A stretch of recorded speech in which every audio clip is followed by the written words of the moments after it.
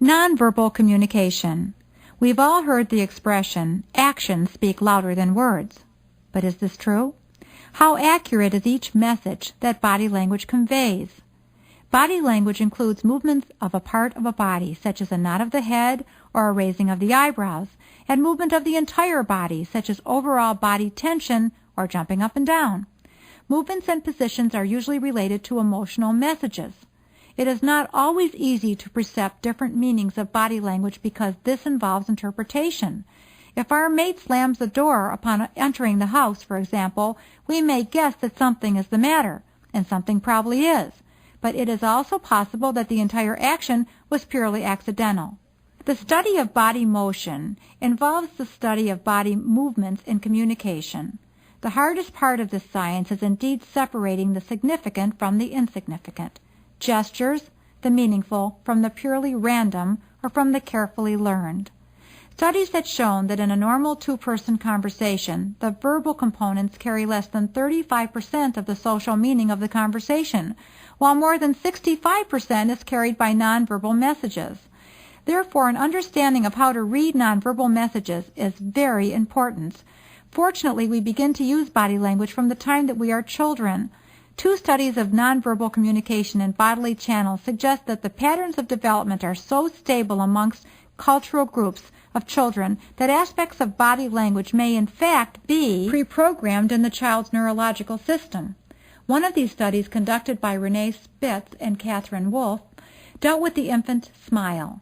When two studied infants from birth to 1 year of age, they found that the first smile, the gastric smile, results from changing sensory stimulation and can be internally or externally induced, as when the well-fed infant dozes off or when the infant's cheeks are stroked, respectively.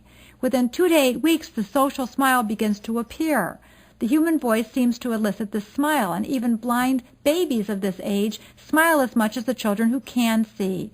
These experiments by Spitz and Wolfe demonstrated that, number one, the configuration of a familiar face and not so much the expression on that face elicits a smile in infants 3 to 6 months. Number two, motion or movements of the head or any of its parts will elicit a smile from young infants. The other experiment was conducted by Catherine Bridges in 1932, as long ago as that, who studied the emotional behavior of 62 infants from birth to 2 years. She kept detailed records of their day-to-day behavior during feeding, dressing, bathing, and sleeping. Her studies are still accepted today, as more recent ones have not been as comprehensive. Through her studies, Bridges developed certain principles. 1. The excitement emotion appears first in all infants regardless of their culture, home environment, or sex. And 2. With maturation, excitement is differentiated into distress and delight. That is, the one emotion splits into 2 different and distinct emotions, one positive and the other negative. And 3. With age, each emotion, for example, delight, splits further into more specific emotions. Therefore, we begin using body language at a very young age, and just as children need to learn the phonology, morphology, and syntactic rules of their language, they must also learn the patterns of bodily movements that communicate messages to other people.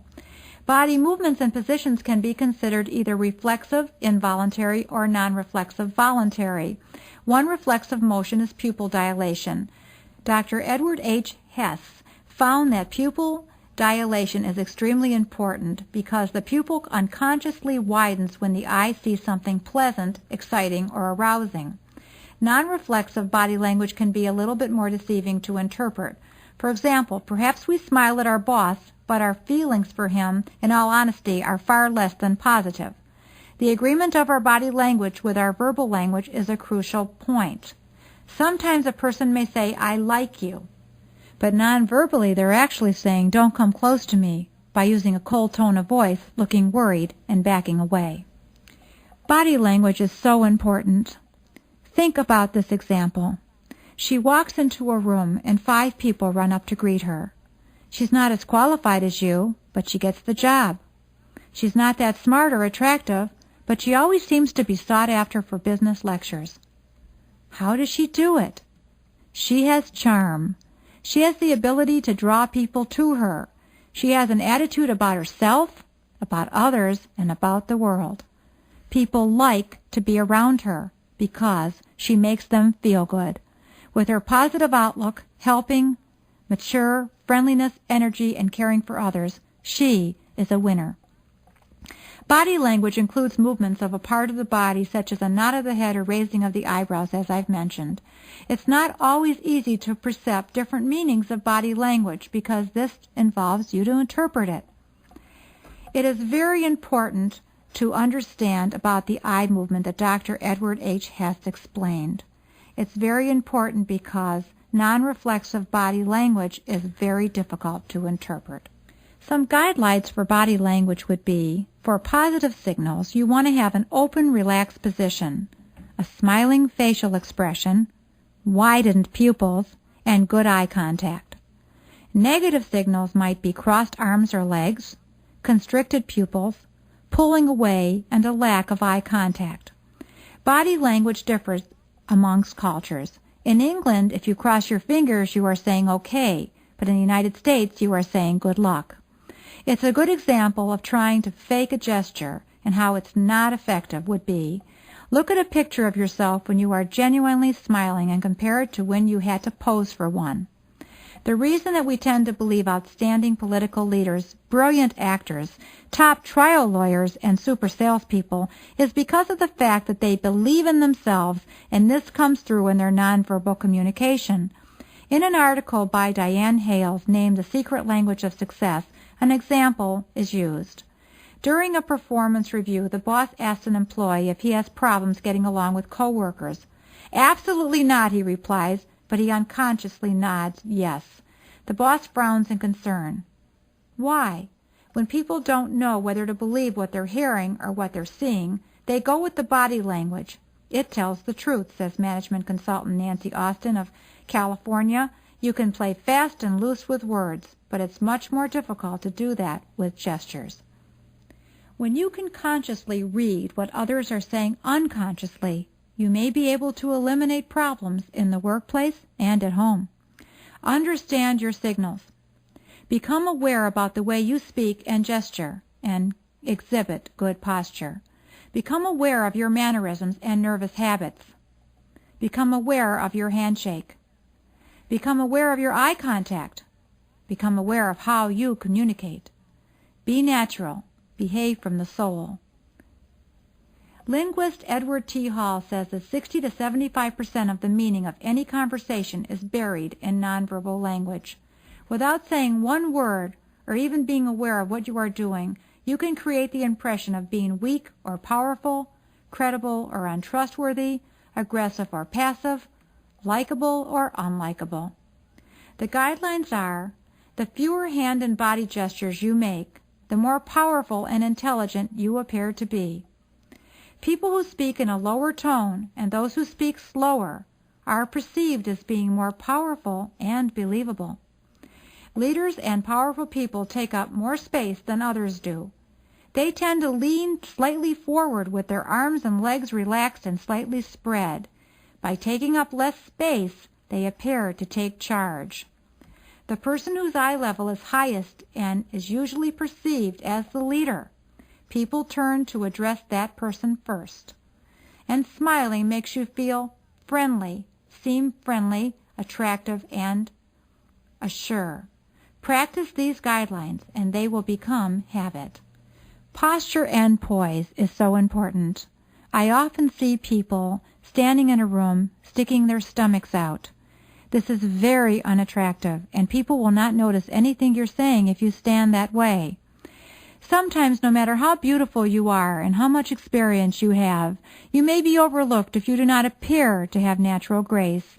Your physical presentation and your level of confidence often determine whether or not you'll get the job. The many areas of poise must be practiced often and used constantly so they will become second nature. Extend your body and neck. Keep your back straight, your shoulders back, and your stomach in. Your feet should be pointed straight ahead, and you must walk and sit and stand with confidence. When you're standing, stand as if you are always in a casual pose.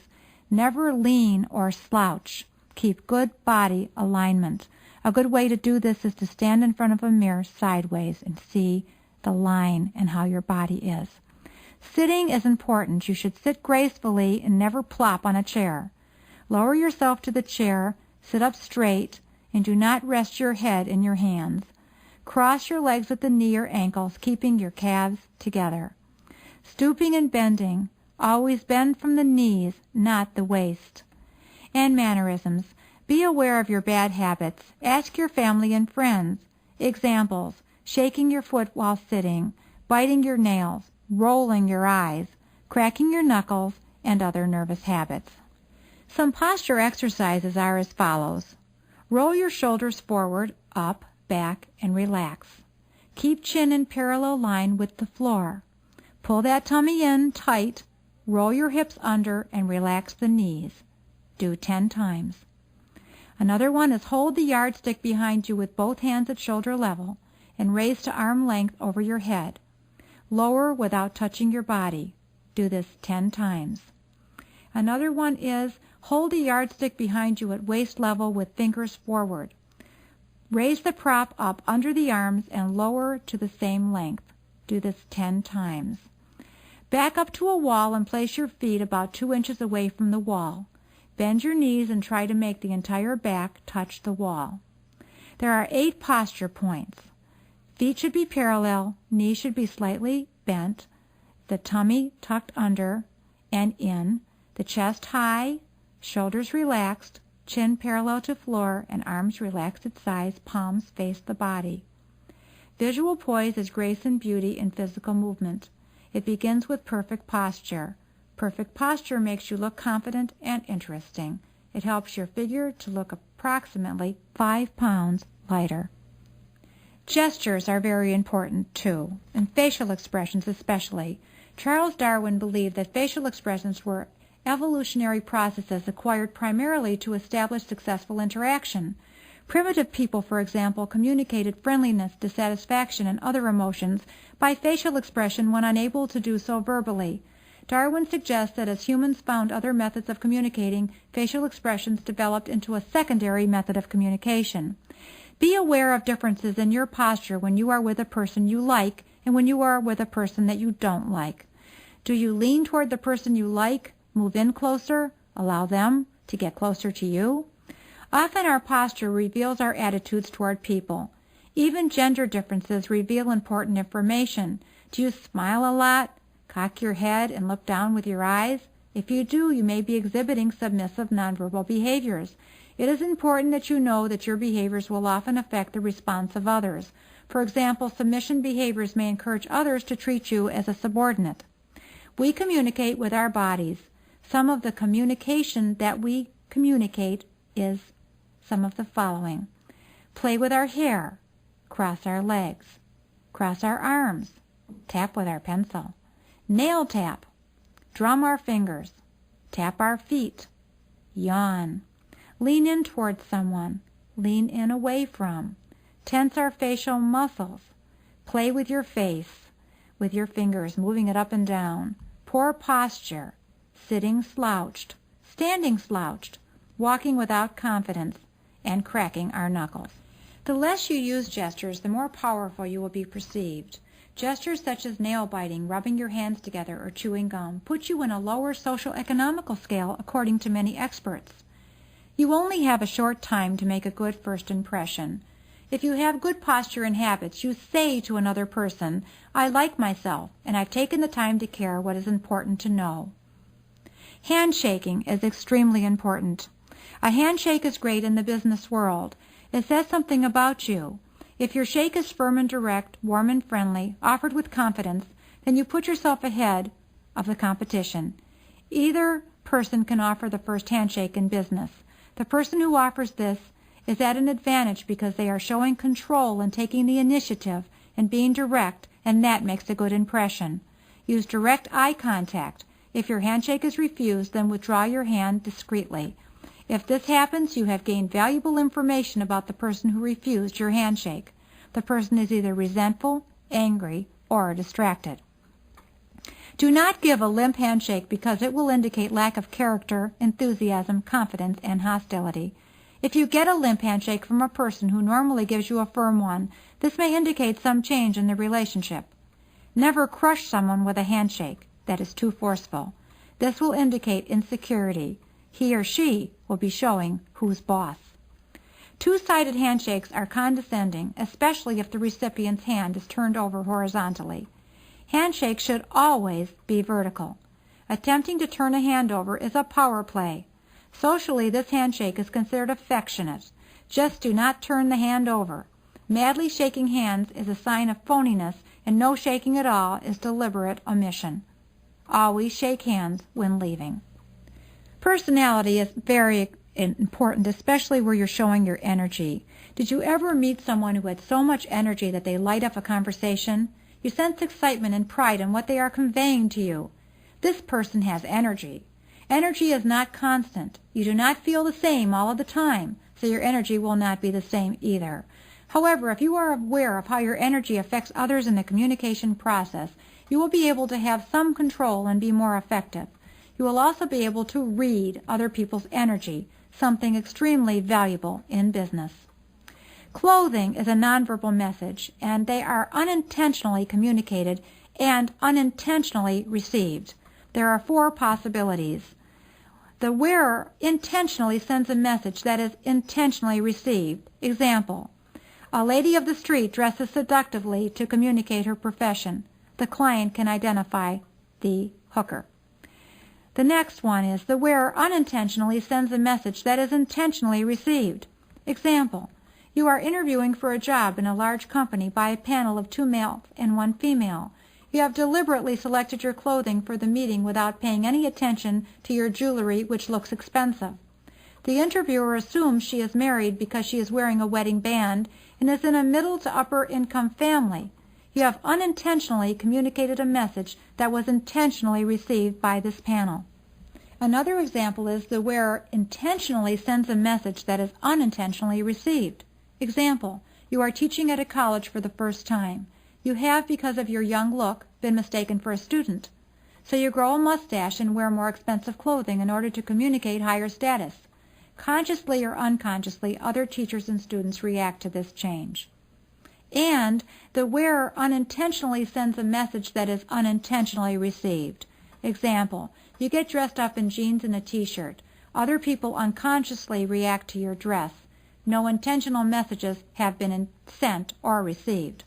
Court cases make good examples of these. F. Lee Bailey intentionally wanted to communicate that people like Patty Hearst were not capable of being a bank robber and radical.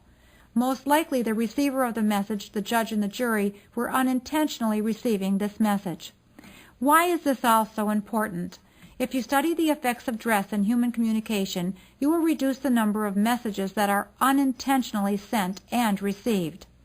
Effective communication is conscious communication where both the sender and the receiver are consciously aware of the messages sent. Color is also very important. We are judged about 60% alone on color because people are attracted to it. Did you know that sugar will not sell in a green package? Or beauty aids in brown jars do not sell. And children want cereal in red and yellow boxes. Color in the environment show that moods are created and have symbolic meanings. For example, red, you stop at a red light, you know that it means it's something big and you have to do it. Hot, excitement is what red will convey, and the messages will be of that mood, will be happiness. Blue will, for example, you think of water, so you think of cool. It puts you in a cool mood, and it also stands for dignity. There are many messages and moods that colors have, and we should be aware of them.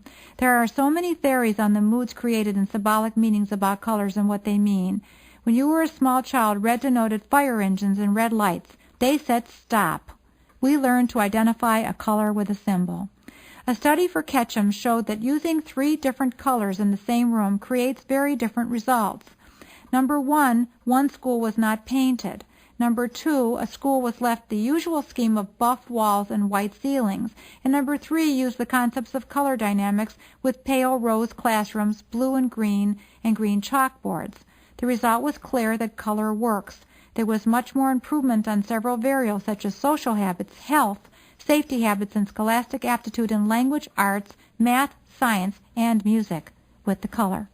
Lighting also affects our behavior. If a room does not have enough light, the results can be inefficiency and fatigue. Low light tends to create a relaxed and intimate atmosphere where people like to linger. High lights tend to cause fatigue and a desire to leave the room.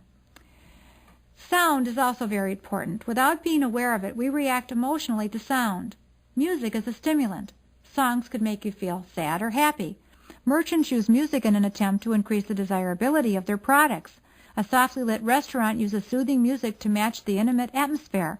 A disco with flashing lights and sound, music is there to produce excitement. Structural setting. The story of King Arthur at the Knight's Table is a graphic example of how power can be used. At a round table, there is no dominant power, and every person can share equally. A square table provides a corner for separation of members. There's equal space for all, but does not signify unity. It is good for competition. A rectangular table has 4 distinct sides with no unity. There are long sides and short sides, and there's somebody at the head of the table. But at a round table, which is the best, everyone has power.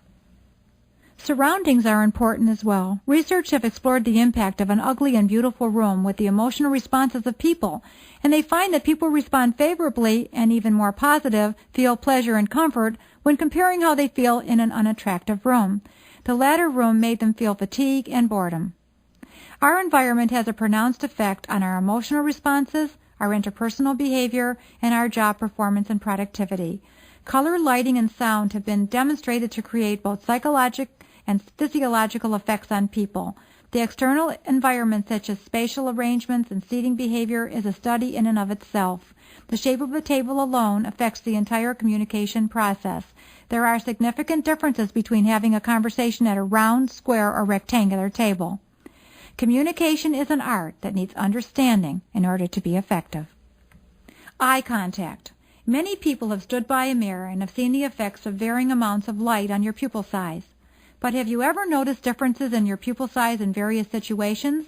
We can control the size of the pupils with light, but are unable to consciously control the size of the pupils, the dilation and constriction. For this reason, our true feelings and emotions usually reveal themselves in the depths of another person's eyes.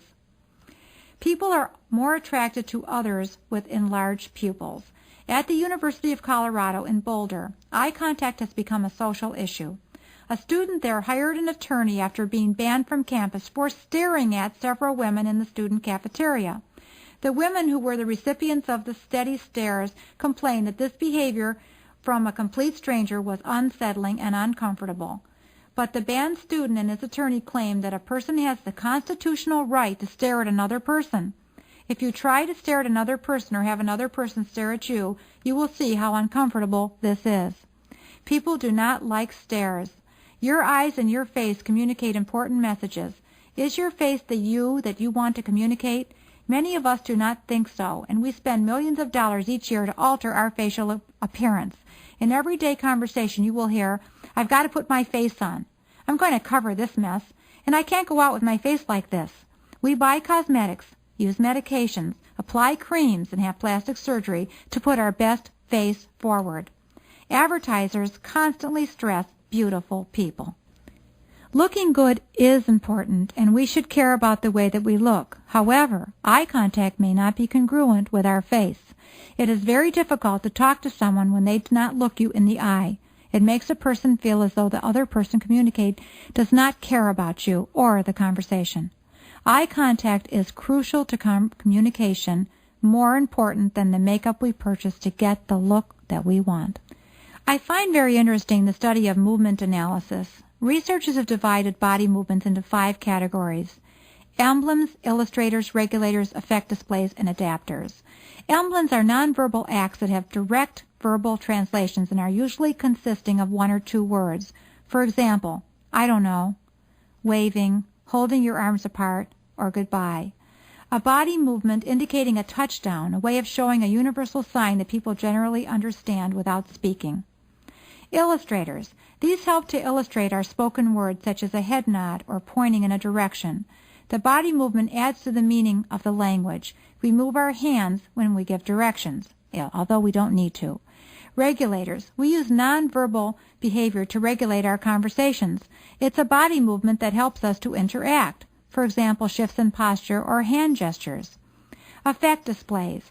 These behaviors that reflect on the intensity with which we feel an emotion and usually can be measured by the amount of body tension we're feeling, the intensity by which people feel an emotion, such as jiggling our feet or clenching our hands. And finally, adapters. Nonverbal behavior linked with negative feelings toward oneself and puts them onto another person. This could be unconscious and is still being studied today. A focused review of nonverbal communication. The body in all its various shapes and sizes communicates powerful messages to others. One of the most dramatic ways in which the body communicates is through the degree of attractiveness. Both men and women have suffered untold pains for the privilege of being perceived as handsome or beautiful. Reshaping the body to fit standards of beauty is recorded in both historical and contemporary fashion.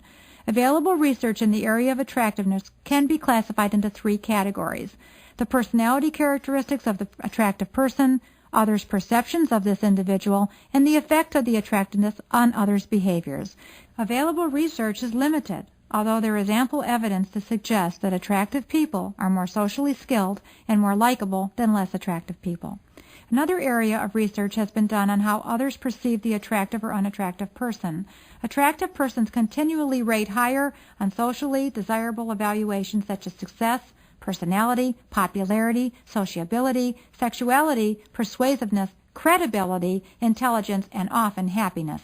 When compared to unattractive individuals, attractive persons are also perceived to have more fulfilling lives, happier marriages, and more prestigious occupations. Since attractive individuals are perceived to have more socially desirable characteristics, what effect, if any, do these perceptions have on behavior? Research findings reveal that attractiveness has a definite effect on behavior in relation to persuasion and manipulation, courtship and marriage choices, and interaction behavior. Attractiveness correlates with greater persuasiveness in the classroom and in the courtroom. Marriage and courtship decisions are also based in part to an individual based on his or her attractiveness.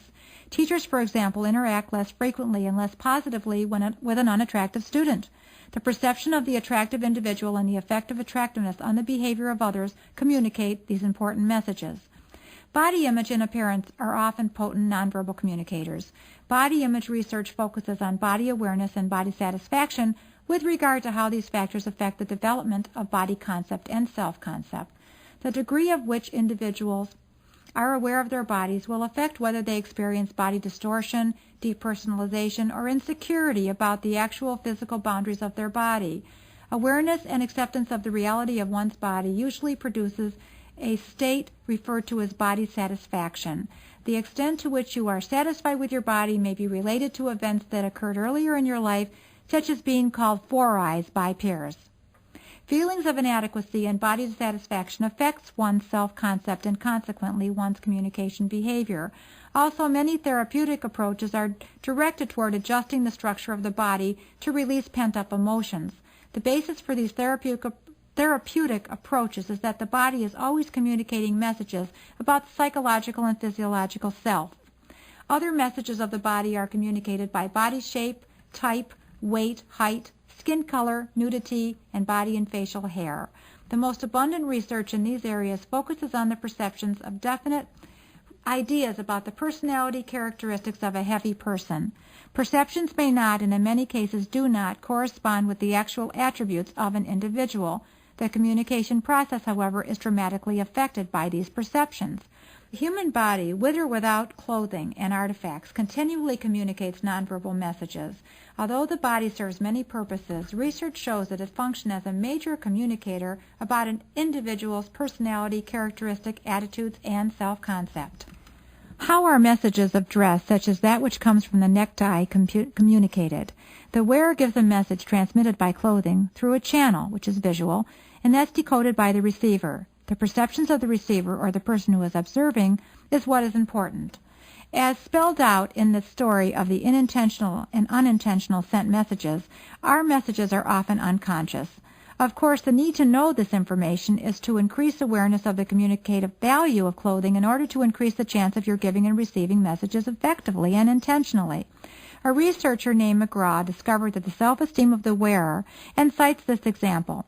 When you know who you are, then you know how you look. All these little extras just fall into place. You learn about your body. When people present themselves physically, you can tell how they feel about themselves. One possibility is analyzing the personality of the wearer is that we select clothing in an attempt to project our ideal self. Additional research in this area may reveal more complex relationships between emotions, personality, and the clothing that we choose. An example of this is if you are in a down mood, you might wear something that you like or may choose to not cheer yourself up through the clothing. Dress codes in schools and corporations are based on the assumption that the perceptions of the public are important. The research findings include that perceptions are made and in most cases represent stereotypes about particular clothing and artifacts. For example, many police officers prefer to work in uniform rather than in plain clothes because they receive a more compliant response. Using the same principle, try having your checks printed as doctor and go to a merchant and see if there is a reluctance to take your check. Perceptions are important. Dress has an effect on people. We perceive clothing to communicate messages and respond to the clothing as well. One of the more dramatic effects of clothing is the behavior of the wearer. If you wear an outfit you really like, it gives you a psychological lift and you perform better. Clothing communicates a message and has an effect on the wearer. There are many other areas to consider when studying nonverbal communication. They are touching, voice, taste, smell, and culture. Touch affects communication and behavior. It communicates emotional messages, status messages, messages of body contact needs, and self-intimacy. Touch has been studied in hospitals, and research has shown that people who are touched recover more quickly. The study of meaning in oral speech revealed from cues other than content of the word is known as paralinguistics. Vocal variations may suggest several different meanings for the same message. Our sense of smell provides information about environment and others in it. Our personal body odors are unique and are influenced by many factors. In American culture, we tend to cover up body odors and replace them with artificial scents such as perfumes and colognes.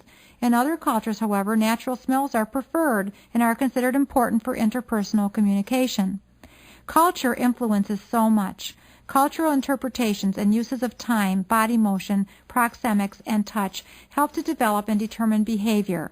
Biorhythm theory suggests that people are affected by physical, sensitivity, and intellectual cycles. Culture should be appreciated and learned from.